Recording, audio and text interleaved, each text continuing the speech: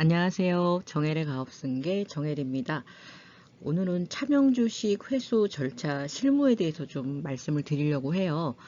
대표님들이 이 실무까지 알아야 될까 생각하실 수도 있겠지만 결국은 마지막에는 우리가 차명주식을 회수하는 실무를 알아야지만 지금 어떤 것을 준비할 수 있을지 대표님들이 좀 감을 잡으실 것 같아요.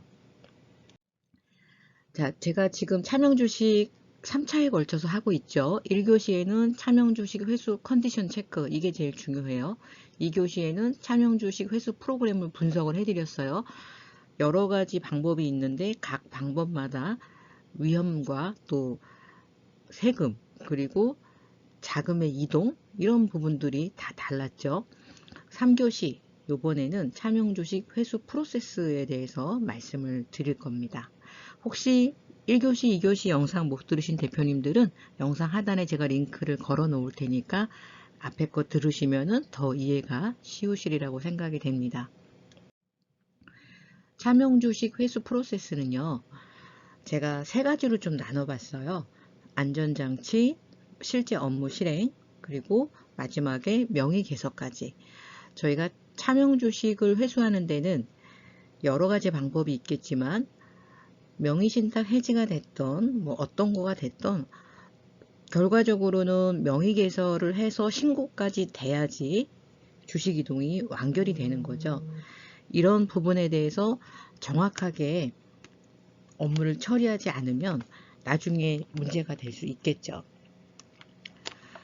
자, 제가 유튜브를 통해서 이런 내용들을 계속 이제 말씀을 드리다 보니까 어떤 분들은 뭐 이런 거를 왜 다 공개를 하느냐, 뭐 이런 말씀들도 하는데, 실제 제가 상담 오래 하시는 대표님들의 이야기를 들으면 이거를 듣고서 본인이 직접 한다기보다는 그동안은 여러 컨설턴트들이 와서 뭐 이거를 해라 저거를 해라 뭐 이게 위험하다 안 좋다 이런 말씀을 들으면서 사실은 내가 모르니까 저거를 정말 해야 돼, 했다가 나중에 잘못되면 어떡하지, 이런 마음들이 있으셨더라고요. 그래서 하고 싶어도 못했던 대표님들이 많으셨어요. 그런데 제 유튜브를 통해서 공부를 해보니까 아, 이거는 해야 되고 아, 이거는 하지 말아야겠다라는 어떤 판단이 서는 거예요. 학습이 되니까. 그래서 제 모든 영상은 그런 취지에서 대표님들에게 정보를 드리는 겁니다. 알아야지 컨설팅을 받던 또 내가 직접 하던 할 것과 안 할 것을 구별을 할 수 있기 때문입니다. 자, 차명주식 회수 프로세스를 보면은요, 첫 번째는 제가 안전장치라고 얘기를 했어요. 여기에는 뭐 양도 제한, 이사회 이렇게 적어 놓기는 했는데 사실은 요거는 저희가 주식 양도 제한이라고 해서 우리 주식을 주주 외에 다른 사람한테 팔 때는 이사회의 승인을 받아야 한다. 혹은 뭐 이사회 없는 회사는 주총의 승인을 받아야 돼요. 이렇게 해놓고 뭐 나중에 주식을 이동을 할 때 회사에서 안 사주면은 뭐 다른 데서 팔 수 있게, 그러니까 다른 데서 못 팔게 하면 회사에서 사줄 수 있게 하는 뭐 그런 장치였는데 실무적으로는 그렇게 많이 쓰는 것 같진 않아요. 근데 오히려 저는 오늘 이 안전장치에 대해서 말씀을 드리고 싶은 거는요, 실제 우리가 차명주식을 회수할 때 실제 실행을 보면요, 지난 시간에 말씀드렸던 명의신탁 해지 또는 뭐 간소화 아니면은 저가 양수도 뭐 3자 경우 여러 가지가 있는데, 오늘은 이 명의신탁 회수는 이 프로세스는 명의신탁 해지로 갖고 왔을 때의 프로세스예요. 다른 것을 않는 거는, 다른 것들은 일반 주식이동하고 똑같습니다. 그래서 제가 올려놓은 많은 주식이동 영상을 보시면 되고요. 여기서 말하는 프로세스란 신탁 해지입니다. 신탁. 이 주식은 사실은 내 거예요. 내가 명의를 좀 빌렸어요. 라고 하고서 찾아오시는 거예요. 자, 그러면 신탁을 해지를 하려면 우선은 신탁했다는 증거가 있어야겠죠. 이 주식이 내 주식이라며 근데 왜 남의 이름으로 해놨어? 아, 그 당시에 이러이러한 사정이 있어서 대신에 내가 확인서는 받아놨어. 자, 그리고 이제 내가 찾아오기로 했고 그 신탁 관계를 해지하기로 했어. 이래서 신탁 확인서와 신탁 약정서가 필요합니다. 그런데 아쉽게도 이것만 갖고는 과세 당국에서 신탁을 인정해 주기가 쉽지는 않아요. 제가 국세청 그 공무원이어도 마찬가지일 것 같아요. 왜냐하면 신탁 확인서랑 약정서는 얼마든지 만들 수가 있잖아요. 그래서 이것만 갖고 왔다 해서 그래 이거 명의신탁이야 라고 인정해 주기가 어렵다는 거죠. 그래서 국세청에서 요구하는 거는 금융자료를 요구를 합니다. 자, 금융자료는 조작을 할 수가 없잖아요. 사실은 이 신탁 확인서 같은 경우에 옛날에 안 썼는데 뭐 지금 써서 옛날 거라고 뭐 하는 경우도 제가 봤거든요. 자, 그래서 명의 신탁을 해지할 때 필요한 서류들입니다. 법원 판결문? 제가 이렇게 신탁 확인서하고 신탁 해지 약정서를 법원, 그러니까 소송할 때 내시는 분 봤는데 말이 안 맞아요. 지금 이 법원 판결문은 뭐냐면 주주 확인 소송이죠. 그러니까 저게 신탁 주식인데 사실은 내 거라고 서로 이제 주주가 다투면서 하는 게 주주 확인 소송이거든요. 그렇게 해서 내 거라는 거 판결을 받기 위해서 소송을 하는 건데 대부분은 실제 소송이 아니고 마땅히 뭐 금융증빙이나 이런 게 좀 부족하니까 판결문을 하나 더 첨부하는 정도 이런 경우가 많거든요. 그런데 여기서 명의신탁에 대해서 판결문이 있으면 된다더라. 이거는 잘못된 정보예요. 그것보다는 우리가 주주 내 건데 명확히 내 건데 이거에 대한 게 좀 미비하고 또 저쪽 주주가 이것에 대해서 명확하게 전에는 이거를 인정을 했는데 지금은 자꾸 이제 꾸물거리고 그것에 대해서 자꾸 뭔가를 바라고 막 이럴 수 있어요. 그런 경우에 주주 확인 소송이라는 걸 합니다. 이거는 확실히 내 거다. 왜? 내가 옛날에 이거 받아놓은 것도 있고 확실히 내 거다 해서 주주 확인 소송을 통해서 내 거라고 판사님의 판결문을 받아서 이런 확인서랑 함께 제출을 하는 겁니다. 그리고 제일 중요한 거 납입자본금. 왜냐면 내 거니까 내가 돈을 냈겠죠. 근데 사실 제가 실무적으로 하다 보면 옛날 거는 거의 금융자료가 없어요. 근데 원래 이제 은행에서 보관하는 게 5년이거든요. 근데 이제 그 본점에 가면은 옛날 거도 있는 경우가 많아요. 실제 업무하면서 대표님들이 이제 없으신데 본점에서 이제 찾아서 한 경우도 있고 또 대표님들 중에서는 설립 때부터 이게 통장을 모아놓으신 분들이 있더라고요. 그런 경우에 통장. 그런데 예전에는 또 주금 납입을 빌려서도 많이 하셨거든요. 이런 경우에 좀 애매해요. 그래서 이런 경우에는 납입자본금에 대한 증빙은 조금 부족하더라도 우리가 증자할 때는 대부분 대표님들이 돈을 넣으셨거든요. 증자한 회사들은. 그래서 이런 경우에 그런 금융자료. 자, 요렇게 하고 나서 그 다음에 이게 다 끝나면 이제 우리가 증거가 완벽해. 그렇다고 하면은 이제 명의개설하는 거를 해요. 그러니까 주주가 원래 이제 내가 있었고 이렇게 신탁주주가 있었는데 이 신탁주주로 있던 주식을 자, 우리 주주 명부에서 이 사람의 이름을 빼고 원주인인 내가 찾아왔으니까 내 이름에 주식이 더 올라가는 거죠. 아주 간단히 얘기해서 신탁을 50% 했고 그 다음에 내가 50% 있었어요. 그러면 이렇게 우리가 명의신탁이라는 모든 증거를 다 이제 수집을 해서 확실하게 됐다라고 하면은 명의개서. 우리는 이제 신탁관계를 해지하겠습니다 하고서 명의개서.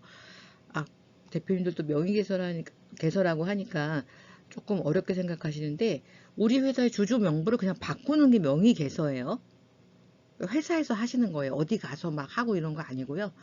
우리 회사의 주주 명부는 우리 회사에서 하는 건데 그거를 바꾸는 겁니다. 그러니까 신탁해지 약정서가 예를 들면 8월 24일이었다. 그러면 명의개서도 8월 24일이 되는 거예요. 그래서 8월 24일자로 명의개서를 합니다. 그리고 세무조정 계산서는 이제 내년에 우리가 신고할 때, 법인세 신고할 때 그때 세무조정 계산서에 주주 변동 명세서라는 거를 신고하게 돼 있거든요. 변동이 있는 해에는 그때 이렇게 이제 주식을 우리가 8월 24일 날 신탁 해지 약정을 했습니다. 그러면 명의개설일도 8월 24일이고요. 그리고 50대 50에서 8월 20자 기준으로 신탁자의 주식, 그러니까 수탁자죠. 신탁한 주식은 없어지고 내게 50에서 100%로 바뀝니다. 요것을 명의개설하고 해요. 그래서 이 명의개설 한 것하고 그 다음에 세무조정 계산서에 연말에 반영을 합니다. 네. 의외로 대표님들이 명의개설을 많이 물어보시더라고요. 네, 그냥 우리 회사에서 하는 거예요. 법인님값 딱 찍고. 네. 자, 그러면 오늘의 포인트가 있어요. 이런 실무를 대표님이 지금 하라는 게 아니라 실제로 이제 차명 주식을 신탁해지로 가지고 올 때 이런 과정을 거칩니다. 여기에서 제일 중요한 거는 바로 관련 자료예요. 그 중에서 제일 신빙성이 높다고 하는 게 금융 자료입니다. 지금 방송 들으시면서 내가 여기저기 알아봤는데 방법이 없대 이런 대표님 있으세요. 근데 실제로 제가 이제 상담 들어와서 한 건 중에서 인정을 못 받은 건은 단 한 건도 없습니다. 왜냐하면 실제 차명 주식이기 때문에 그래요. 증거가 없으면 차근차근 준비를 하셔야 돼요. 예전에 못했으니까. 명의 신탁 확인서 없는데 지금이라도 빨리 받으셔야 돼요. 지금이라도 빨리 받아서 공증을 하시든 확정일자를 받든. 제가 2교시에서 그 부가제척 기간이 끝나지 않은 회사 중에 세금이 굉장히 많은 회사도 있다고 그랬어요. 이런 회사들은 사실은 당장 신탁해지를 하지 못할 수도 있습니다. 그런 경우에 제척 기간을 좀 기다릴 수 있는데 가만히 앉아서 기다렸어요. 그래서 15년 3개월이 됐어요. 그러면 국세청에서 인정을 해줄까요? 그렇지 않다는 거예요. 제척 기간이 끝났어도 세금을 부과할 수 있는 기간이 끝났어도 실제 이것이 신탁이라는 것을 내가 증명하지 않으면 신탁이 인정이 안 되고 아예 저희가 이제 신탁 해지할 때 명의 개설까지 해서 신고를 한다고 말씀드렸잖아요. 근데 자료가 충분하지 않아서 인정이 안 되면 이것은 그냥 증여가 되는 거예요. 그래서 굉장히 위험할 수 있습니다. 중요한 거는 근거 자료를 얼마나 꼼꼼하게 준비를 했느냐 이건데 지금 자료가 없다고 해서 방법이 없는 게 아니죠. 지금부터 준비하시면 돼요. 지금부터. 신탁 확인서 받아서 확정일자 받아 놓으시고 또 가능하면 해지 약정서도 받아 놓으시는 게 좋아요. 저는 이 그 차명 주주들이 변심하는 거를 너무 많이 봤기 때문에 해줄 수 있을 때 무조건 받으시라고 말씀을 드려요. 그리고 금융자료. 네. 금융자료 굉장히 중요합니다. 지금이라도 금융자료 해놓으시고 또 저희가 이제 진행하다 보면 이 수탁자들, 즉 명의 빌려준 사람을 수탁자라 그러거든요. 이 사람들이 마음이 변심을 할 수 있어요. 그래서 대표님들께서 이분들하고 통화하는 거 모두 다 녹취를 해놓으세요. 이것도 다 법적으로 효력이 있거든요. 그래서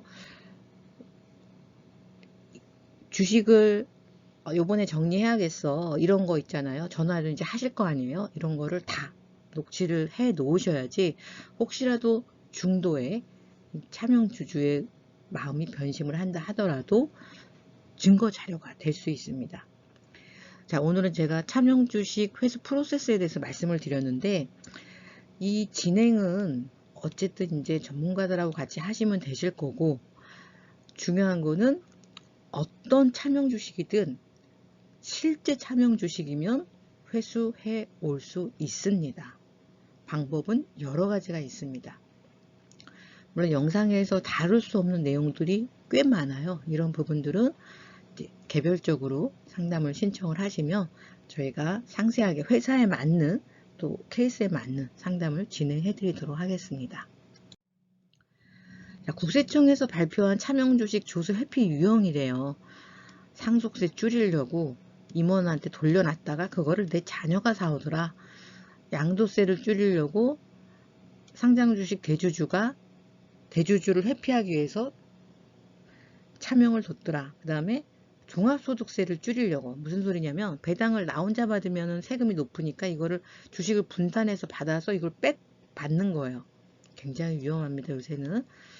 그다음에 2차 납세 의무를 면탈하기 위해서, 이거는 무슨 소리냐면 처음부터 내가 과점주주인 경우에는 아무 문제가 안 되는데, 과점주주가 아니었다 과점주주가 될 때는 2차 납세 의무가 있어요. 그래서 이것 때문에 차명주식을 둔다고 합니다. 이거는 저도 실제로 상담 들어온 건 중에서 봤어요. 부동산 법인인데 부동산이지만 주식이잖아요. 근데 이거를 이제 매입을 하는, 주식만 매입하면 되는데 내가 0%에서 100%가 되면 취득세를 내야 되거든요.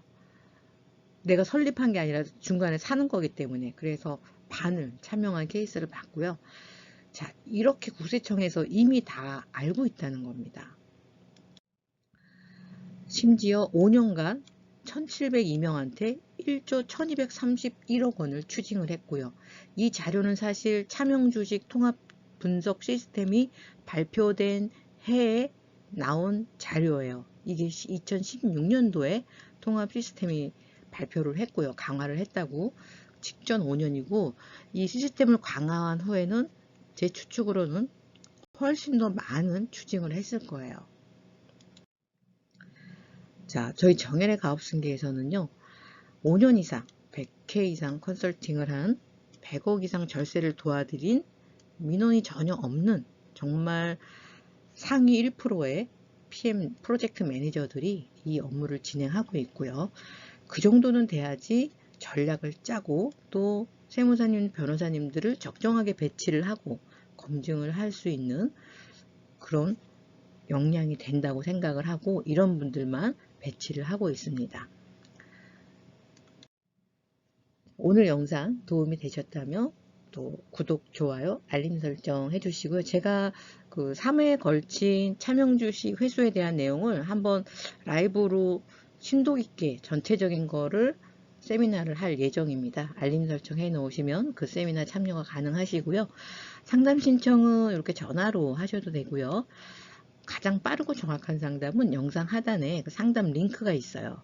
정일.co.kr 저희 홈페이지고, 이쪽에서 상담을 남기시면 빠르고 정확한 상담이 가능합니다. 감사합니다.